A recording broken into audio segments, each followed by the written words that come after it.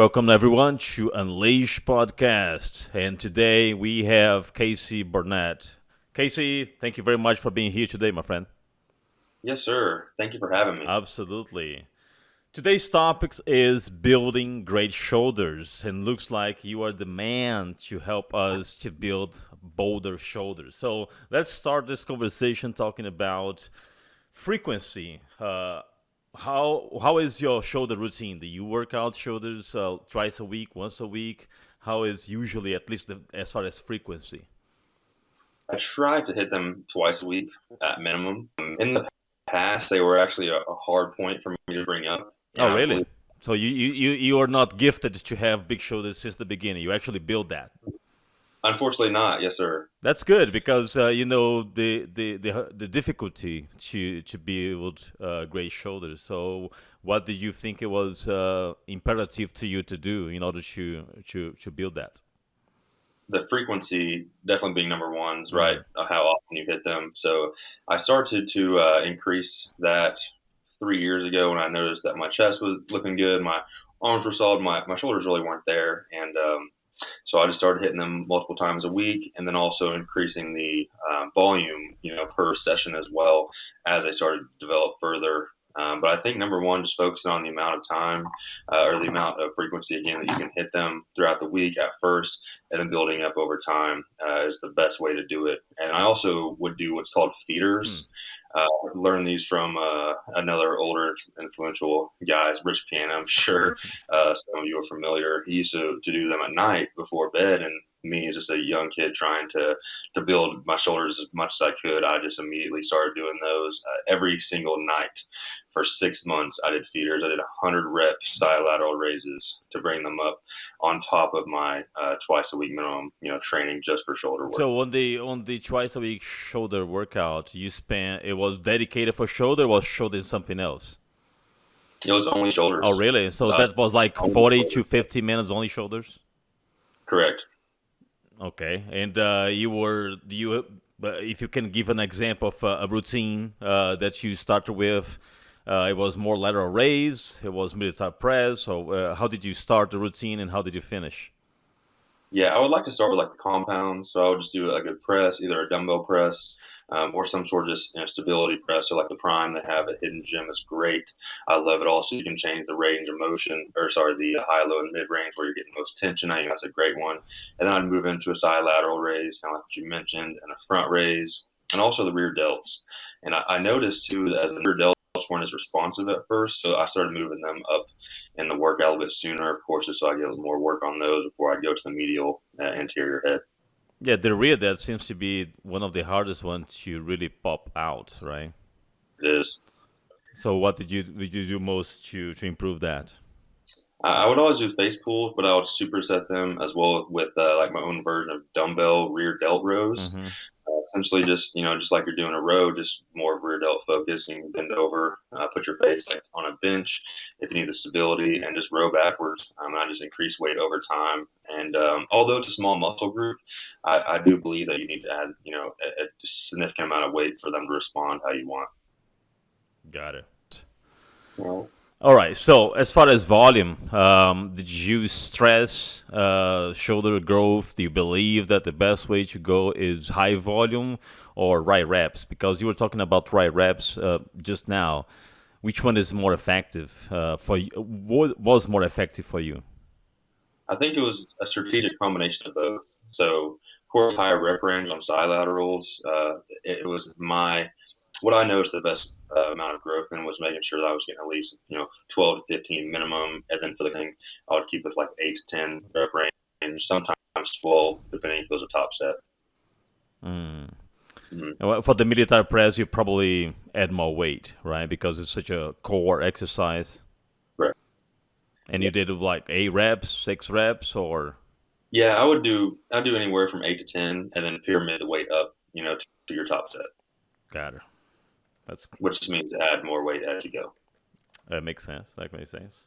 What's I'm not sure if it is your case, but what is your advice for hard gainers, like people that they eat a lot, but they still not able to gain any mass?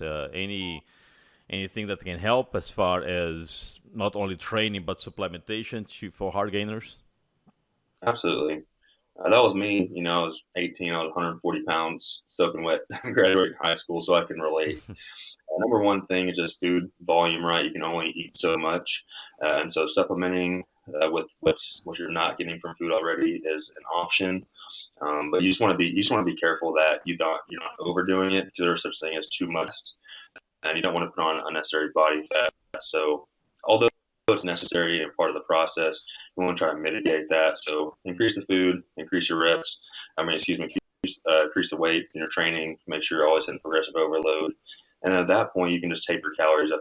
And there's other, many variables, nutrient partitioning, which is, how your body utilizes food. And so if you're just continuing to press the food and sure of how much you're getting, it's number one, really hard to establish a baseline. And number two, where you need to go after the baseline is established. So track your food from wholesome, minimally processed options, and then you can go from there. As far as supplementation, I know there's a lot of mass gainers Hmm. on the market, which I think serve their purpose to an extent. But I would recommend just making your own smoothie. It's the best case scenario, using whole foods. If you need extra carbohydrates, Carbon is a great one. It's a quick acting carb source. I would Hmm. suggest training specifically. That way you get the replenishment of glycogen after a hard session or even before. That way you're nice and fueled up. But as far as supplementation outside of that, creatine, great, right? One of the most scientifically proven rules that's effective for muscle growth, stamina, endurance, as well as glutamine. It's an amino acid that will help the recovery rate. So those would be the staples to start with, depending on where you're at in your journey. But beginner, intermediate, advanced, those are just three things definitely I would do if you're a hard gainer. Of course, overload, have some creatine, glutamine, and if you need a supplementation to add some more calories, stick with just a solid isoprotein and a carbohydrate source. EFX makes a great one. That's what I would suggest.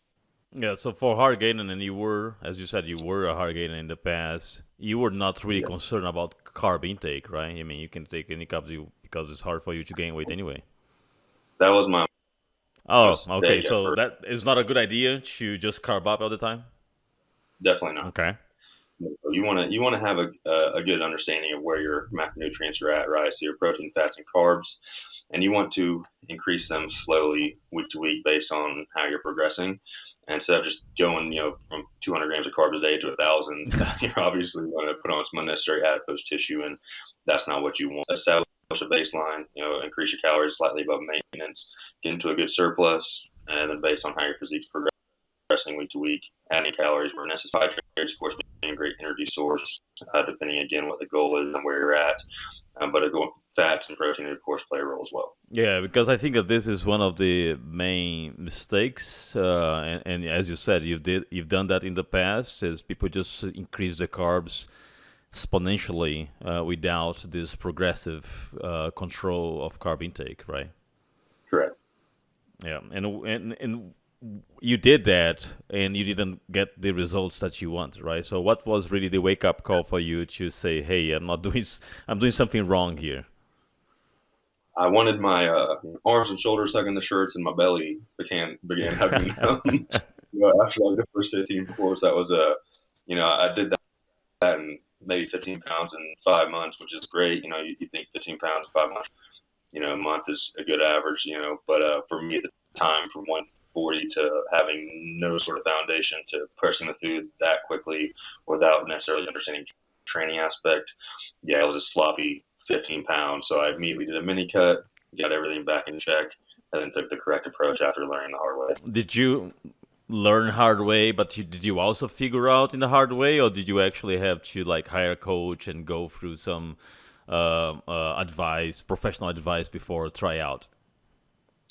So as a coach, I was again like 19, so didn't have the funds at the time. So YouTube was a great source of information as well as ebooks. A lot of the people that were massive on YouTube back then, before, like Mark Lobliner, Chris Jones, they were reliable sources that had good information, and so I would kind of stick with what they were doing and again self-apply, and learn through my own trial and error. Hmm. Interesting.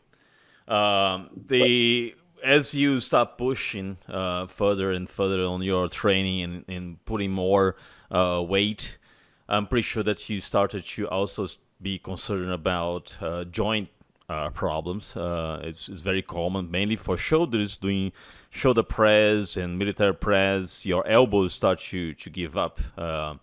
And mainly with age, probably not your problem, but after 40s, it really makes a big difference. Do you have any protocol for to keep the joint health and not feeling really joint pain?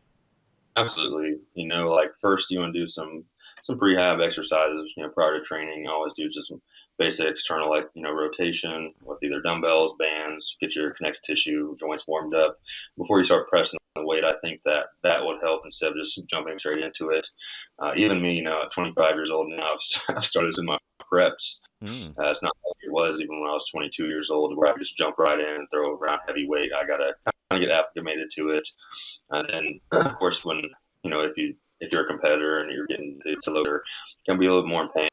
So that's when you can add in some supplements, to help. But other than that, just make sure you're warming up properly would be my biggest piece of do you have advice. any joint health supplementation that you prefer?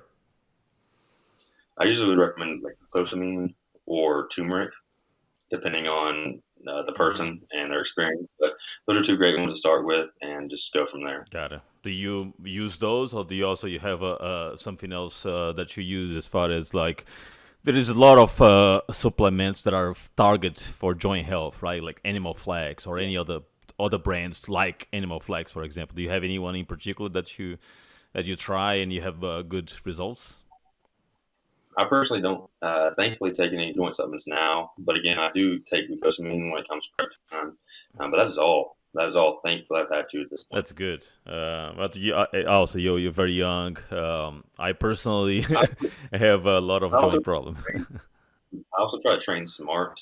I mean, I love throwing heavy weight around, and I at some point, want to always be, progressing with a lot of. I think ultimately the proper amount of overload is necessary to stimulate the muscle to grow. Sometimes you just have to kind of take your ego back a second. I think that me doing that these last few years has also helped.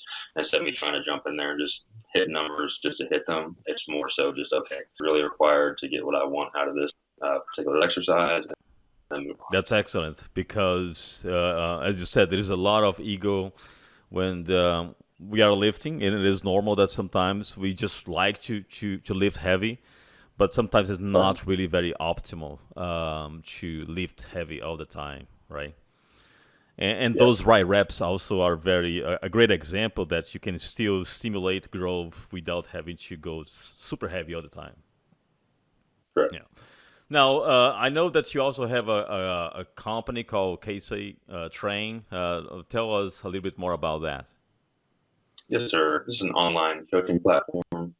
Had it since 2018. March 2018 is when I decided to start it.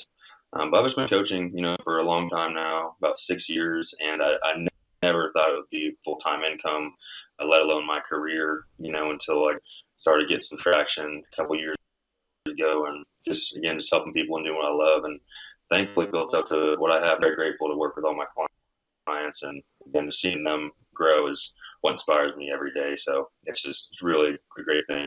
So is online coach for prep or any person that wants to get in shape can reach out to you? Any person. I have, of course, lifestyle, which is about 70% of my clientele, and then also have a competition team here. We're nationwide, but a lot of them will fly here to compete with me, which is really cool. I love working with competitors, but also like working with lifestyle clients as well. I have some that are, 400 pounds, just wanting to be healthier and just create good, sustainable habits. And then there's some who are the extreme case that want to get sub 5% body fat and, win a bunch of shows. So either way, I love to help, and I just love being a part of the journey. Yeah, you have both clientele, and you probably has some. I know that you said that you love to work with both, but there is anything, for example, for the lifestyle client that you say, I just wish our my competitive team had those attributes. Are there any attribute, for example, that you see that lifestyle clients they have, but competitors sometimes they lack? into those things, or vice versa? I think the process, vice versa on that one specifically, because even everyone wants results tomorrow, right? But Hmm. understanding that there's a necessary process to do it the right way is vital because not only can you again sustain it long term and still progress and everything in your life gets rush it because just like anything in life, nothing magical or great happens overnight. So I think understanding that it's a day in and day out lifestyle habit you have to create and build to sustain. That's the biggest determining factor in success in my clients most of the time because some lifestyle clients they want to do a 60-day shred. I'll get them lean in 60 days, and after that, it's unfortunate because they can't sustain that. Take the time to develop the necessary habits. They just wanted to get shredded, so that was the goal. And then on the other hand, competitors they understand that okay, depending on how many weeks out, this is where we need to be as far as body as far as body fat level. So it's kind of it's a vice versa, just from But both do you sides. think that the lifestyle client is more grateful when they see results? And the reason why I'm asking this is because I've seen many, and I talk with many online coaches, and they say, well, the problem with the competitor is that if they don't win a show, they will they will change coach, right? So there is also this problem in the industry that some competitors they keep changing coach because if they don't win, they are not happy, right? While the lifestyle clients, many times they are just grateful to be able to achieve something. Correct, and I think that that's true to an extent. I think that I'm again very grateful for the clients I have that choose to work with me, lifestyle or competitor standpoint. But my competitors, I've had some that's been with me since day one for years, and we've done great at every show. And most of my clients always place no matter what, and whether it's a local show or it's a national show. Like last year, I got a chance to travel when everything finally opened up to Florida to go with one of my national level competitors. And again, but they're grateful regardless. And him specifically, he didn't end up winning that show, but now here we are in prep for to hit the circuit this year. And so that kind of relationship, I think, goes beyond winning a show. Same with the lifestyle Hmm. clients. Although they're very grateful for every single week they're making progress, they're also grateful for a little bit more that I add to the coaching standpoint from just say, hey, here's your plan for the week. It's also the weekly calls, the mentorship, the check-ins, more frequently than not. So I think the relationship is what sustains them with me long term. Yep, yep, that makes sense. Did COVID somehow change a little bit the dynamics of your business, or actually it helped because people are at home more and they can work out at home? Did you see any change on your business? It did. It was a shift for sure. I think it was last year was the biggest year, thankfully, for Casey Train, so it definitely helped at the end of the day. But the transition around March to April was hard for a lot of them, Hmm. especially for my competitors that love the gym and they didn't have access to it. So we just worked around it. At that point, they're mentally ready to do whatever it takes. And then on the other side, the lifestyle clients, we would just implement at home programs, training, courses, and increase their just energy expenditure and some other variable courses that are more stagnant because they couldn't leave the house. So we still manipulated variables where they could still progress. And then ultimately, more people signed up because health was such a large focus last year. And it is hard because it took something like that for a lot of people to wake up, quote unquote. But I'm very, like I said, very grateful for last year because it not only opened eyes for a lot, and allowed me to help more people, but also allowed me to get build stronger relationships with my current clients because no matter what, we are going to make it happen and we still progress. And I even got to compete with six of my clients at the Southwest, the first show that was open. I was in prep the whole year with them just to try to keep them motivated. Nice, nice. So it was really fun and hard, but a fun experience, and everyone ended up growing from it, including the company. Yeah, it really touched a lot of the psychological aspect of many people. Did you feel that because of COVID, some people were just not having the right motivation to keep up with the routine? And how did you actually influence them to help them with that? You gave a good example of trying to prep while they were prepping as well, so you can motivate. But this is more for the competitor. But what about the lifestyle? The person that is stuck at home with kids Yeah, and everything. How did you help them with this transition? we focused on a lot on discipline of course, motivation comes and goes, as everyone knows. And so with them, depending on, again, where they're at in their journey, I focus heavily on the accountability aspect. However many times a day I needed to check up on them to make sure that they were sticking to the plan and controlling what they could, because that was the hardest part, is everyone kind of felt out of control. And so I tried to make them focus on the things they could control, daily cardio assignments, whatever it was, the meals, make sure they were on point throughout the day, as well as some sort of moving, right, energy or workout, whether it was an at-home body weight band, whatever prescribed. Just made sure that they were sticking to it. And of course, they would check in with me on their emails as well. Great. Yeah, that's good. What about your supplementation brand? It looks like you are coming up with a specific brand for supplements. Is that right? Yes, sir. Yeah, talk a little bit more about that. Just dissolved my ownership in my recent brand, Our Most Nutrition. Had it for almost 3 years. And I'm working on, of course, the new one. Everything is almost ready, but it's been a really exciting process for me. Just very excited. That's all. We'll be coming out with pre-workout, BCAs, of course, to start, just because that's a lot of my clients take, as well as the retailers that supported the recent brand. So really excited. But again, it's been very fun as a business, aspect of things, learning the supply chain, and how I can improve upon what I've already done. For example, the recent brand I think we did really well for those 2.5, 3 years. And I learned a lot of things to do better and what not to do. And now I get to implement those, even down to manufacturer, because time is a huge thing in the supplement industry, and also making sure you can rely on the source. So the new manufacturer I'm working with, FDA registered, GMP certified, NSF. So I'm very excited because they're compliant across the board, hold themselves to the high SOPs as they should. And so not only will the quality, of course, be ensured, but the dosing is another big thing that I'm really excited to release.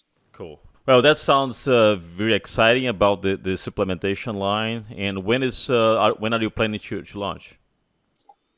I would like to in April, Okay. depending on these next round of samples. I've already approved a majority of them. I'm waiting on the last final tweak, and they should be landing this week. So if I approve those, then we'll be good about 6 weeks out. Amazing. And then people will go to a specific website to buy, or are you going to put on mail retailers? It will be to both. A lot of my buddies, of course, will pick it up in their stores, but it will be online as well, and be imminentnutrition.com. Okay. That is the name of your brand. Yes, sir. Imminent Nutrition. Excellent. All right, guys. So with this new step in your career, supplementation, prep, coach, and everything, I'm pretty sure that you are extremely busy with this new workload. Are you still taking clients for prep and for lifestyle? Yes, sir. All right. Thank you. I have my beautiful fiance who helps me out a lot with the women and, of course, the posing. And I also have another secondary coach who I've brought on board that will also be helping this year, which I'm very excited about. Oh, so you also have someone to help with posing? Yes, sir. Okay, which is your fiance? Yes, sir. I do a lot of the men's posing, of course, men's physique, classic, open. Mm-hmm. Which, of course, we'll do the bikini wellness figure. Any plans for to compete this year? Currently started prep last week. We're 15 weeks out. I'm going to support Steve's show, the Kuklo Classic. Kuklo Classic, excellent. That's a great show. I've done that show in 2017. It was really good. And Steve always put an awesome show together with Amanda, so really good. The venue is always awesome, so I'm excited just to be up there. Yeah. There is always a packed house, very competitive, so it's a good place to be for sure. As far as national shows, do you have any plans? I would love to. I need to requalify in classic physique. I have done 5 shows in men's physique, and I went to the Team Universe in 2019 to compete at the national level there. And then I decided I really wanted to take a step to classic and work on my legs. I enjoy the posing, and the day I do this because I love it. So I've been working really hard on my legs the last few years, and I did my first classic physique last year. And so if I do that again this year, I'm hoping to place and can take it to nationals. Oh, so you transitioned from men's physique to classic? Yes, sir. Okay, so when you did the national, it was on men's physique, right? It was men's physique, yes, sir. Okay, so on the my legs are not ready yet. on the classic, you still working to get there, right? Correct. I did the first classic show last year. That was real. I did both divisions. I did men's physique and classic to kind of solidify that this will be the division I move forward in. And so after that show, that was my last time doing men's physique. Yeah, I think you have a great frame for classic, very classic, very classic. I mean, I'm not sure if you are A or B, class B. I think you're B, right? C actually. See, okay, so it's a really good frame. So you can go up to 190 pounds. Is that it? Correct. Okay, yeah, that's They hided me a little bit. They hided me in D last year, so it was up to 205, and I ended up stepping on stage at 201. So this year we'll probably have to peel it down a little bit further. so why they put you on D last year? I'm not sure. I wasn't. I'm not sure if it was because it's the first show of the year and they maybe wanted more in that division, possibly, or what. But either way, it ended up working out. I got to compete like next to one of my clients, which is really cool. So I just took it as a fun experience. But for your height, you officially should be Officially, yes. C. Should correct, yes. Okay. And that's a good weight to be in because you can. What is your weight all year long? Do you have to cut a lot, or you basically walk around with this close to this weight? I walk around about 15 pounds over stage weight. Okay. I was 217 this morning, so we try to keep it pretty controlled. I don't like to get too out of hand, but I do, of course, like to enjoy the improvement season. So that's another point. Do you encourage your customers, your clients, to stay within that 15, 20 pounds range? Yeah, Because a lot of people they like to gain a lot of weight during the off season, and it's not really it's really counterproductive sometimes because many times it's more fat than really muscle that you gain. absolutely. I do 100% ensure that we control the rebound, and then, of course, try to control the improvement season as much as possible. I implement, flexibility, as we go, as the calories finally get higher. But at first, we keep it very controlled because, number one, as you know, you can grow the most post show. So we try to capitalize on that. And also, I try to make sure that they control their mental aspect because, as you know as well, it's very hard post show to see the adipose tissue come on slowly, which is absolutely necessary. And then, of course, whenever the calories get higher, the extra water comes on, start feeling a little puffier. It's really a hard thing mentally. So I try to keep them in check as far as their intake as well as their mental. Okay, so what is your take, knowing all that and knowing that you come from a background of being hard gainer, and what is your take on the amount of cardio for you first and overall for your clients? Are you pretty big on cardio, steady cardio, high intensity cardio? Which one works best in your opinion? In my opinion, it's a combination of both as well.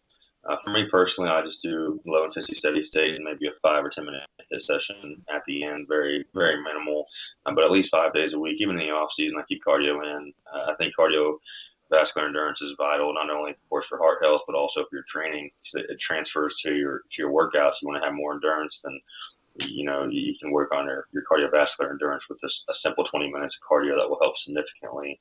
Not including, of course, allowing you to still increase your calories a little bit higher than you would without it. So, And you basically apply the same protocol for most of your clients. I know that it will depend on each client and how they are in their journey, but that's the base, right? yeah, definitely. I keep cardio in for all of them. Some of them are only at 4 sessions a week, 20 minutes, but they're doing some sort of cardiovascular endurance because health is always number one. No, So no, no fasting cardio at all. You're not too a fan of that? I love fasted cardio. Okay. I personally only do fasted cardio until it gets to double sessions. If it does in prep, then of course I'll do post workout. But depending on the client and their schedule, if they like fasted, they can do fasted. If not, they can do a post workout. To me, again, this improvement season, as long as they're getting the extra, and that's completely okay with me. And when you do high intensive cardio, what you usually do? I just do the intervals on stairs. I'll just sit there for 30 seconds on level 8 or whichever I'm Oh, feeling, okay. So, and then I'll bump it up to 14 for 30 seconds, get my heart rate up, and then bring it back down for 30, and just do so, that 5 or so 10 you times. don't do a lot of what Greg does at Hidden Gym, with this ledge and everything. I would love to at some point for sure. I see him doing it. It looks brutal. But no, sir, I do not personally. Okay, yeah. I've done with him. And it is brutal. I mean, at the end, I mean, you just need like 15 minutes and you're dead. Yeah, I like that's it. the I really like it. But it is something else for sure. Okay, so any final advice that you like to give for someone that wants to get into to the lifestyle, not really from the competitor perspective, but just from the lifestyle perspective to change, because we know that COVID is still there. It's not gonna go away probably until the end of this year. So a lot of people are still very limited on what they can do. And I know that there are a lot of routines that you can do at home, but primarily the importance of nutrition, right? I mean, you can have a killer gym, a great workout. If your nutrition is bad, everything is bad. Correct. Nutrition is a huge role, and you cannot outtrain a bad diet or inconsistency. So, number one would be just to build healthy habits that you can sustain every day. Find some good foods, of course, that are wholesome, again, minimally processed, and have a balance. I think having a balance is very, very important, especially if you're a beginner. You plan, and unless you're robotic, it's going to be very hard to adhere to long term. And again, as you mentioned, COVID, whatever, it may not be done until this year. So we have a while.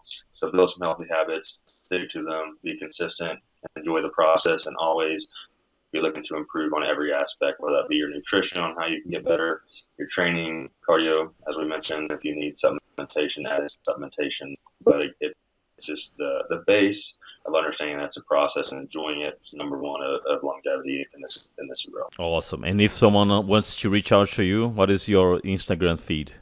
It's at Casey Barnette. All right, excellent. Casey, thank you very much for your time. Truly appreciate. Thank everyone for listening to this episode of Unleashed Podcast.